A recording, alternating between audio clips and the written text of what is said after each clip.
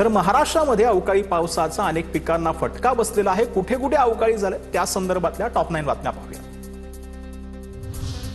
शेतकऱ्यांच्या हातातोंडाशी आलेला घास हिरावला गेला। अवकाळीमुळे झालेल्या नुकसानाचं तातडीनं पंचनामे करून तात्काळ नुकसान भरपाई द्यावी, रोहित पवारांची ट्विट करत मागणी।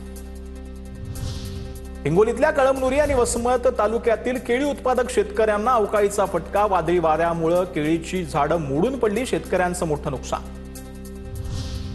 धाराशिव जिल्ह्यामध्ये सलग 3 दिवस वादळी वारा आणि गारांचा पाऊस, केळीच्या बागा उद्ध्वस्त। आधीच निर्यात बंद, आता अवकाळीमुळे शेतकरी अडचणीत। नांदेडच्या अर्धापूर तालुक्यातील सोनाळा, चांबरा, लिमकाव परिसरातल्या अवकाळी पाऊस आणि गारपिटीचा तडाखा। लाखो रुपयांची शिजवून वाळत घातलेली हळद भिजून वाया गेली, शेतकरी हवालदिल। जळगावच्या बोदवड आणि मुक्ताईनगरमध्ये भागामध्ये विजेच्या कडकडाटासह पाऊस झालाय। शेतात कापून ठेवलेला गहू भिजलेला आहे। मका, हरभरा इतर पिकांचंही मोठं नुकसान झालंय।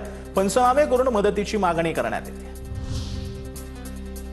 सोलापूरमध्ये आता वादळी वाऱ्यासह झालेल्या पावसाचा द्राक्ष पिकांना मोठा फटका बसलाय। पडसाळीतले शेतकरी अंकुश शिरसट यांची 3 एकर द्राक्षबाग भुईसपाट झालेली आहे। 50 ते 60 लाखांचं नुकसान झालं।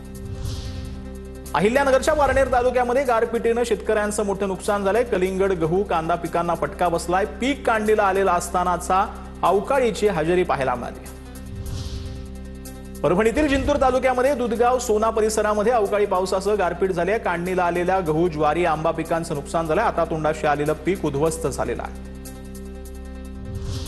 धाराशिव जिल्ह्यामध्ये काढणीला आलेल्या कांद्याचं अवकाळी पावसामुळे नुकसान झालंय। खानापूर परिसरामध्ये झालेल्या गारांच्या पावसानं कांदा पीक भुईसपाट झालंय। तातडीनं पंचनामे करून नुकसान भरपाई देण्याची शेतकऱ्यांची मागणी आहे।